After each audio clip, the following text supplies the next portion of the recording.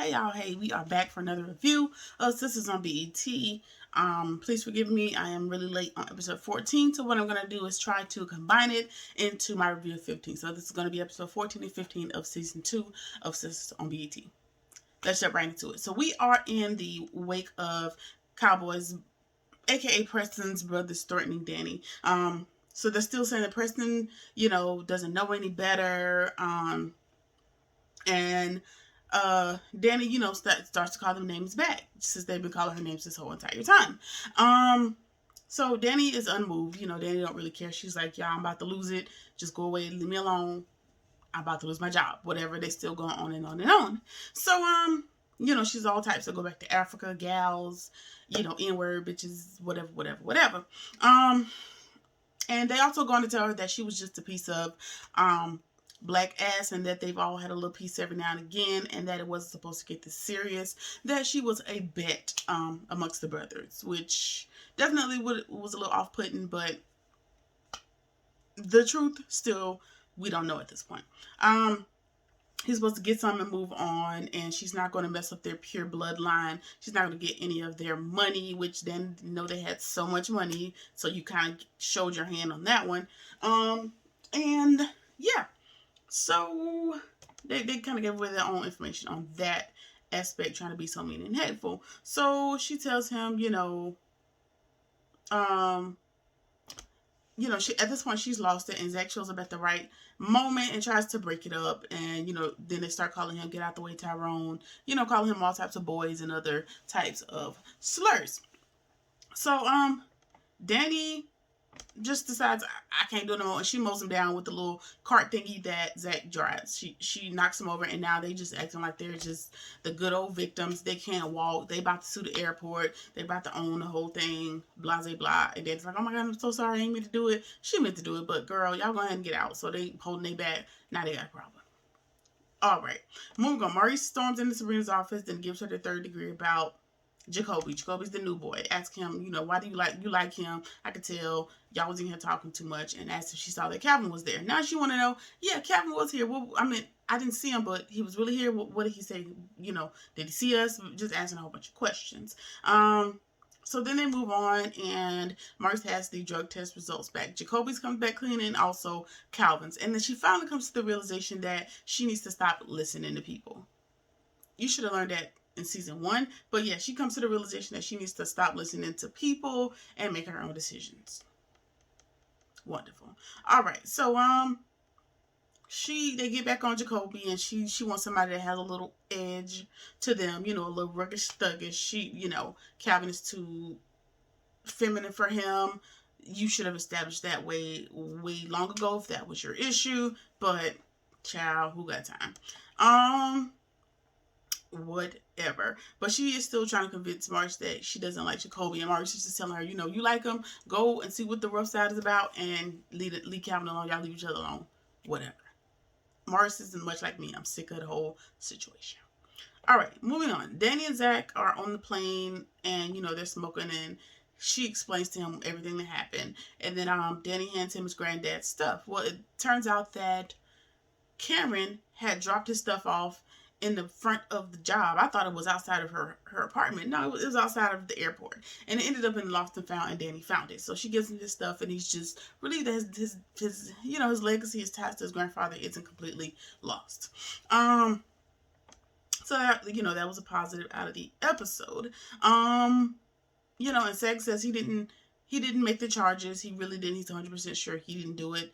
Could be fraud, could be anything, but he did not do it. I'm one to believe he didn't do it. I'm of the belief he didn't do it, so that is what I'm going to go with for the rest of the season. Yeah.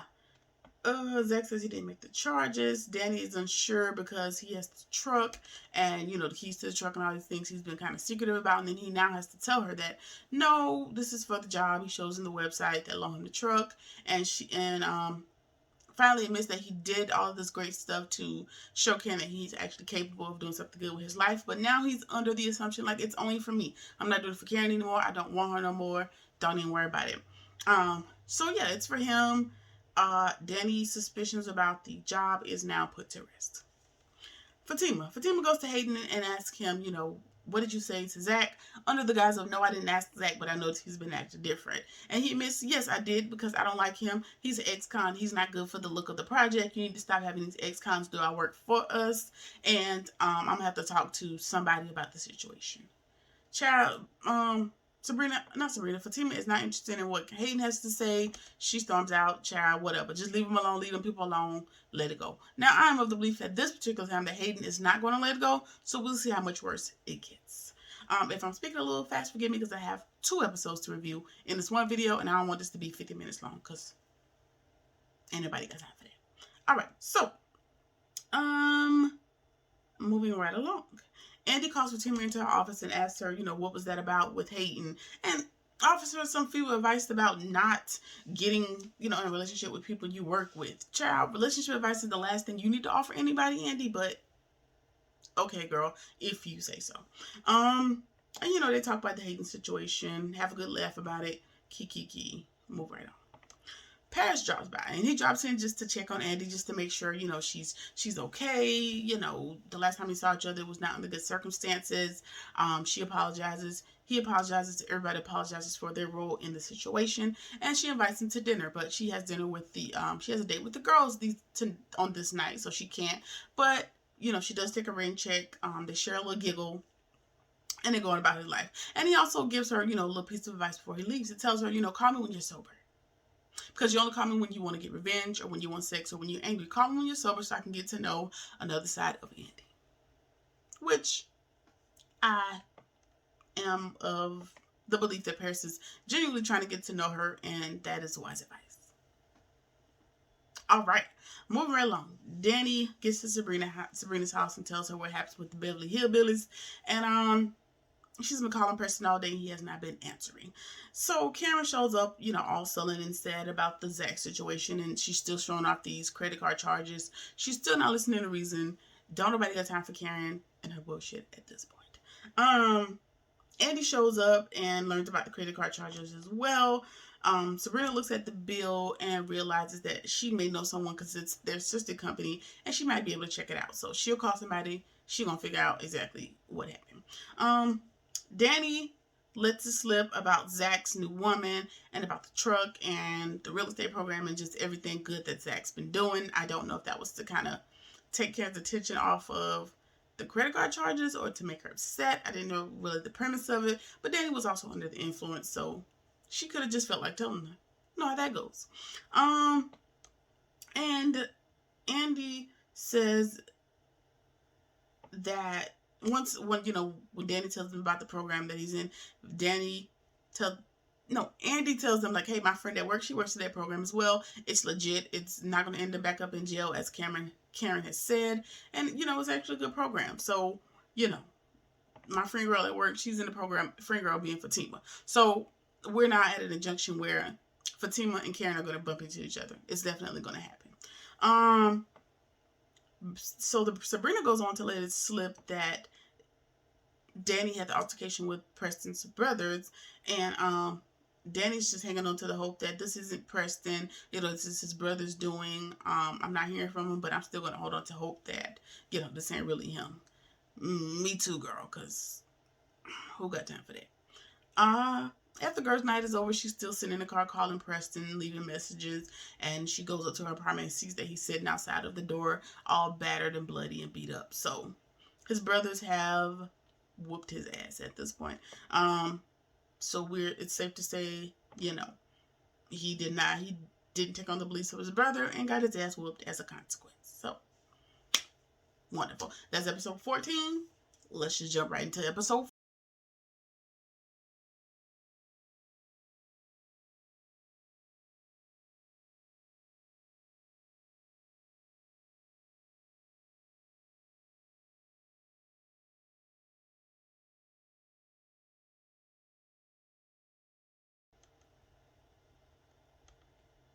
All right, episode 15, season 2, episode 15, Sistas on PT. Danny's trying to figure out exactly what happened to Preston, and we learned that his brothers has whooped his ass. He claims that they fight often, and he don't really want to tell her why. But we know why, because you dating that black girl, and they don't want you to date the black girl. We got it. She tells him about the visit and them coming to his job, and he says he doesn't really care, that they don't want them together. He's not going to give it up because she's the best thing that's ever happened to him. Now they've only been dating for a short while, so I don't know if that is accurate or true, but he says it is. So yeah, cool. Um, and she asks him about the bet, and he tells her that she's too special to bet on. Child, I don't know. I don't know what I believe just yet, but I'm just going to operate under the assumption that Preston is not racist like his brothers and his mom and dad and his grandparents, and that he's a little more open minded like his sister. I hope. I hope so. For Danny's sake, I hope so, because Danny didn't mold over two of your brothers. I don't want you to get stabbed, but yeah. Um, Moving right along. Calvin is getting all gussied up, child, and Marcy's gotten home wondering where he going. He says he has a date. He met someone online, and Marcy also notices that he's rearranged some stuff in the apartment, and he was like, "Man, put my shit back." People watching out the window across the park. Mind your business. It's my apartment. You're just a guest, so put my shit back. So they agree to disagree, and Calvin also claims that he's moving on by way of having a date tonight. Sure, you have. And then Maurice goes on to rub it in and tells him that Sabrina wants something a little different, something a little more ruggish, thuggish. And, now Calvin's back in his bag about it, and he's officially done. Air quotes. So he says. So there's more to that saga because we're still early on in the season, so I don't know if he's going to be ruggish, thuggish to appease Sabrina, or if he's just going to move on and let that be what it was gonna be. Cause child, it's too much for me. I don't even feel like talking about them no more. Moving right along. So Andy's home from work and there's flowers all over her apartment. Of course, they're from Gary and he's apologizing profusely yet again. And he didn't call her 76 times at work today. And now he's figured out a way to get in her apartment and deliver a whole bunch of flowers. So she swoons for about half a second and then she doesn't fold. So I have to give her props on that. She did not fold. She called the doorman to come get all the flowers out and take them out. And then she sent a picture of them to Karen. There's a knock on the door and it's the doorman. The doorman comes and asks her, what you want me to do with him. And he tells her, give him to your girlfriend. I don't really care. And he tells her, no, she ain't worth all of this. And Andy's kind of looking like, why would you say that? Like, don't say that about your girlfriend. He was like, no, I already told her, that before. It's complicated, whatever.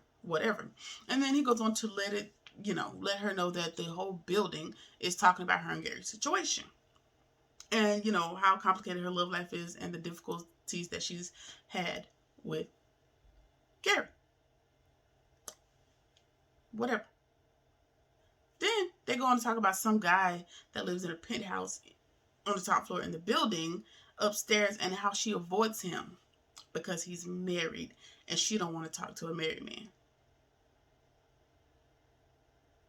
Y'all confused too? Correct. Because Gary was also married. So girl, you might as well just go all out. Just take all the married men, girl. What's the problem? What's the difference between this and Gary? But okay. Sure, she don't want to talk to him because he's married and he be flirting with her in the elevator, and if she meets him on the elevator, she act like she forgot something and she don't get on the elevator with him. Okay, Andy, sure. Play coy. Yeah, let's go with that. And then she tries to tip the doorman as he's taking the flowers away, and he refuses. And then she goes on to learn his name, and his name is the same last name of the penthouse guy, which I'm assuming is the owner of the hotel. And that it's his father. So she's been talking trash about this guy's dad to him the whole time. And yeah, and the young man tells her, you're saying all this stuff about my dad, but he said the same thing about you. So yeah, so it got real awkward, and she was just trying to get him out of the house. Like, okay, thanks for coming by. Have a good day, goodbye. And she utters the, I need to know how to shut my damn mouth. I just need to learn how to be quiet sometimes. No, what you need to learn how to do is speak at the appropriate times. Like, that may have been inappropriate, but you telling Gary to get the fuck on about his business would have been appropriate a lot sooner than now. Okay? All right, got it. Moving on. So Zach shows up at Fatima's and she got her little lingerie on after she didn't call him and told him, like, I don't care what you're talking about. I want to see you tonight. Boom. And that was it. And then now he's there. She got her little lingerie on, child, real cute or whatever. He trying to act like he don't want to be there, like he's still sullen and sad about what Hayden has said to him, child. And Fatima's just trying to get his mind out of the situation. So they're chatting it up in the bathroom before he gets in the shower, and he somehow convinces her to get in the shower, even though she don't want to mess up her hair because it's a fresh pressed weave and she ain't trying to mess it up. But he has convinced her to get in the shower, and we all know what happens next. All right. Got it? All right, moving on. Okay.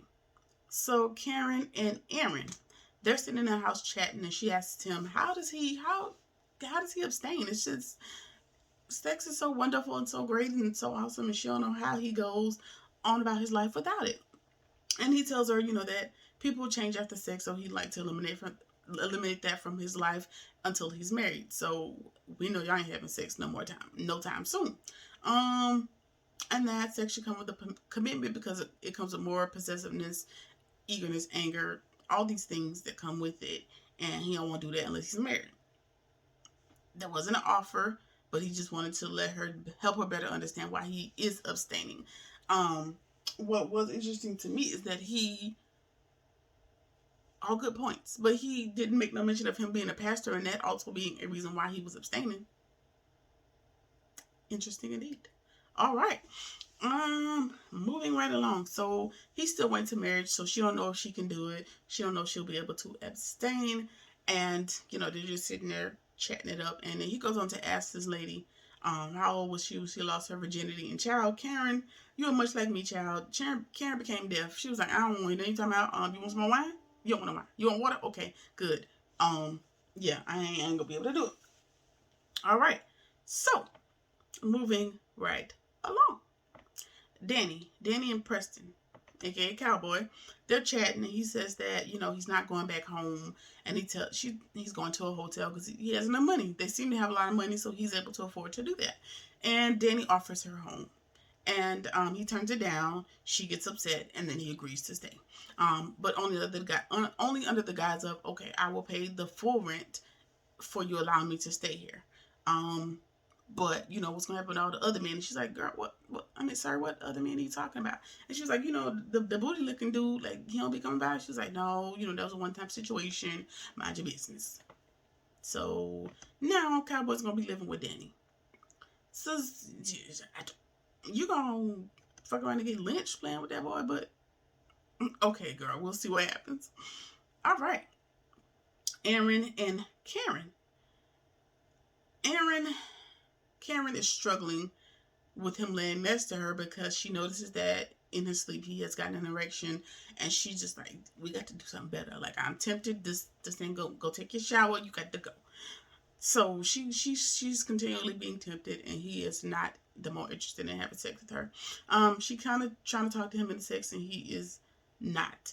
And he also tells her, to even add to why I'm still abstaining is you still have Zach on your mind. Why? Because you still say his name in your sleep.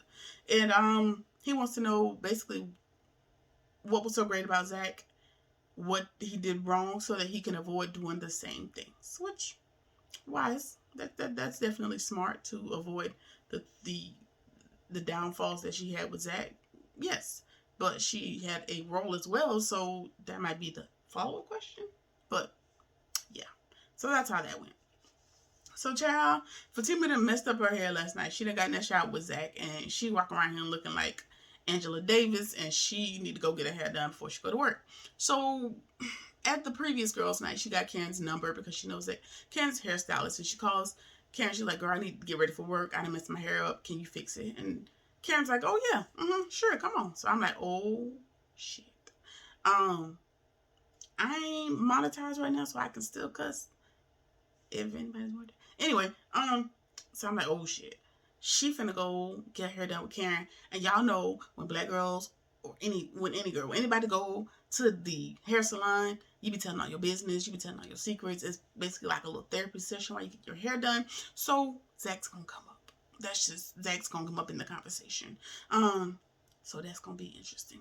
So they chatted up a little bit. Whatever, scheduled the appointment.